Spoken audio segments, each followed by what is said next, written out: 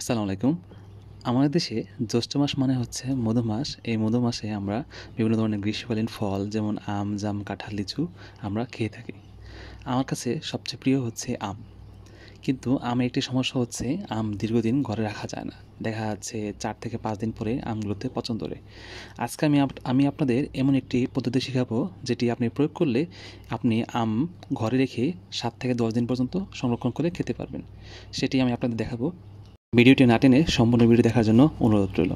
আমরা যখন গাছ থেকে আম পাড়ি তখন আমরা গাছ থেকে বোটা সহ আম পাড়ি না। বোটা ছিঁড়ে ফেললে যে আমের যে গায়ে যে কষগুলো থাকে সেগুলো কিন্তু আমের গায়ে লেগে থাকে। যে দেখেন বোটার থেকে কষ বেরিয়ে আসছে। এরপর দেখেন এটা হচ্ছে আমের বোটা বা নাভিযুক্ত আম। এই যে আপনি দেখেন যে লম্বা পেডিসেল রয়েছে বা এই যে লম্বা নাভি বা বোটা রয়েছে সেটি কিন্তু আমি কিন্তু ছিঁড়ে ফেলিনি। এটি ছিঁড়ে ফেলে না করার কারণে দেখেন যে আমে কিন্তু কোনো কষ নেই। আর এই যে দেখেন এই যে বোটা ছিঁড়ে ফেলার কারণে আমে কিন্তু কষ বেরিয়ে আসছে এবং কষে আম কিন্তু ভরে গেছে। বোটা থেকে বের হওয়া কষগুলো আমের গায়ে পানি ধরে রাখে। এই কষে পানিগুলো জড়ো হতে থাকে, যার কারণে হচ্ছে সেখানে বিভিন্ন ধরনের জীবাণু সেগুলো হচ্ছে আমে আক্রমণ করে। কাঁচা আমে ভিটামিন সি থাকার কারণে সেখানে হচ্ছে বিভিন্ন ধরনের জীবাণু সেটি আক্রমণের সুযোগ পায় না। কিন্তু যখনই হচ্ছে আম পাকতে শুরু করে তখন আমের কোষগুলো নরম হয়ে যায়, ভাঙতে শুরু করে, আমের গা কিন্তু নরম হয়ে যায়, তখন হচ্ছে বিভিন্ন ধরনের জীবাণু আমে প্রবেশ করে। আমি আপনাদের এমন একটি পদ্ধতি দেখাবো যেটি আপনি প্রয়োগ করলে আপনার আমগুলো হচ্ছে ৭ থেকে ১০ দিন পর্যন্ত একদম ঘরে রেখে আপনি খেতে পারবেন। ফ্রিজে রাখা লাগবে না, নরমাল ঘরে রাখতে পারবেন। প্রথমে আপনি এরকম একটি বাটিতে বা আপনি বালতিতে, গামলাতে আপনি হচ্ছে গরম পানি নেবেন। গরম পানি আপনি হচ্ছে কুসুম গরম পানি যেটা বলে সেই পানিটা নেবেন। আমার পানিটা একটু বেশি গরম হয়ে গেছে, সেজন্য আমি হচ্ছে ঠান্ডা পানি দিয়ে মিক্স করে সেটি আমি কুসুম গরম পানিতে আনতেছি। কুসুম গরম পানি হচ্ছে যে পানিতে আপনি হাত দিলে হাত মানে আগুন লাগবে না, মানে গরম লাগবে না, এরকম আর কি। যখন দেখবেন যে আপনার হাত সহ্য করতে পারছে গরম পানি, এটা হচ্ছে কুসুম গরম পানি। বা ৫২ থেকে ৫৫ ডিগ্রি সেলসিয়াস তাপমাত্রা আপনি হচ্ছে এই আমগুলো এরকম ভিজিয়ে রাখবেন ৫ থেকে ৭ মিনিট।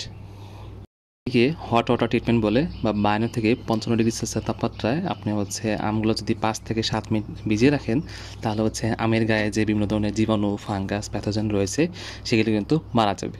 আর আমের গায়ে যে বিভিন্ন ধুলাবালি রয়েছে যেগুলো হচ্ছে পানি শোষণ করে সেগুলো কিন্তু ধুয়ে চলে যাবে। আর হচ্ছে আমের গায়ে যে কষ যে লেগে থাকে সেটিও কিন্তু ধুয়ে চলে যাবে। তাহলে হচ্ছে আপনার আমের গায়ে যে বিভিন্ন ধরনের জীবাণু লেগে থাকার কথা ছিল সেগুলো কিন্তু ধুয়ে চলে যাচ্ছে। বা জীবাণু যেগুলো মানে যেখানে থাকতে পছন্দ করে সেই পরিবেশ কিন্তু নষ্ট হয়ে যাচ্ছে।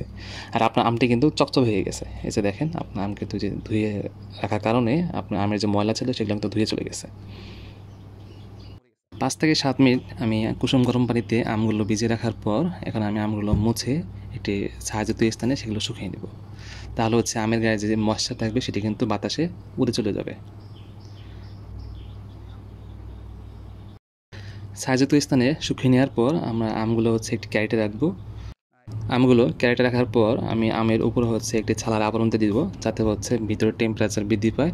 আর হচ্ছে আমের শরীর থেকে যে ইথিলিন হরমোন নিঃসৃত হয় সেটি হচ্ছে পুরো ক্যারেটে ছড়িয়ে পড়ে এবং আমগুলো খুব দ্রুত পেকে যায়। এভাবে আমি ৩ থেকে ৪ দিন রেখে দেবো, তাহলে হচ্ছে আমার আমগুলো পেকে যাবে। আমি হচ্ছে মাঝে মধ্যে একটু চেক করবো যে আমগুলো পাকছে কিনা। ৪ দিন পর আমার আমের কিন্তু টকটকে রং চলে এসেছে। দেখেন কি সুন্দর একটি রং চলে এসেছে। এগুলো হচ্ছে ব্যানানা ম্যাঙ্গো। এই যে একটা হলুদ সুন্দর একটা কালার চলে এসেছে, দেখে কিন্তু খুব ভালো লাগতেছে।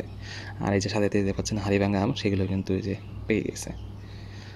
আপনি যদি যদি বাড়িতে যদি দীর্ঘদিন সংরক্ষণ করতে চান, তাহলে হচ্ছে আপনাকে আম শোধন করতে হবে। আর আম পাড়ার সময় একটু ট্রিক্স ফলো করতে হবে। আম পাড়ার সময় আপনি আমের বোটা সহ পারবেন, অথবা হচ্ছে আমগুলো এমনভাবে পারবেন যাতে হচ্ছে আম আঘাতপ্রাপ্ত না হয়। আমের যেখানে আঘাতপ্রাপ্ত হবে সেখানে কিন্তু খুব দ্রুত আম পচে যাবে এবং একটা পচা আম থেকে কিন্তু পরবর্তী দেখা যাবে যে তার ফাঙ্গাস বা প্যাথোজেন বা জীবাণু আরেকটা আমে কিন্তু ছড়িয়ে পড়বে এবং সেই আমটাকে নষ্ট করে ফেলবে। তাই আপনারা চেষ্টা করবেন যে আমগুলো সতর্কতার সহিত পারবেন আর হচ্ছে আম শোধন করে তারপর হচ্ছে পাকাবেন। তাহলে দীর্ঘদিন আপনার ঘরে কিন্তু আম ভালো থাকবে এবং পরিবার সবাই মিলে আপনারা আম খেতে পারবেন। আশা করি ভিডিও দেখে আপনারা আম শোধন পদ্ধতি শিখতে পেরেছেন। কীভাবে দীর্ঘদিন আম ঘরে সংরক্ষণ করতে হবে সেটি আপনারা জানতে পারলেন। ভিডিও ভালো থাকলে অবশ্যই সাবস্ক্রাইব করবেন এবং আপনার নতুন নতুন কোনো কিছু জানার থাকলে সেটি আপনি কমেন্ট বক্সে প্রশ্ন করবেন। সেই বিষয়ে আমি অবশ্যই আরেকটি ভিডিও বানিয়ে আপনাদের জানিয়ে দেবো। আসসালামু আলাইকুম।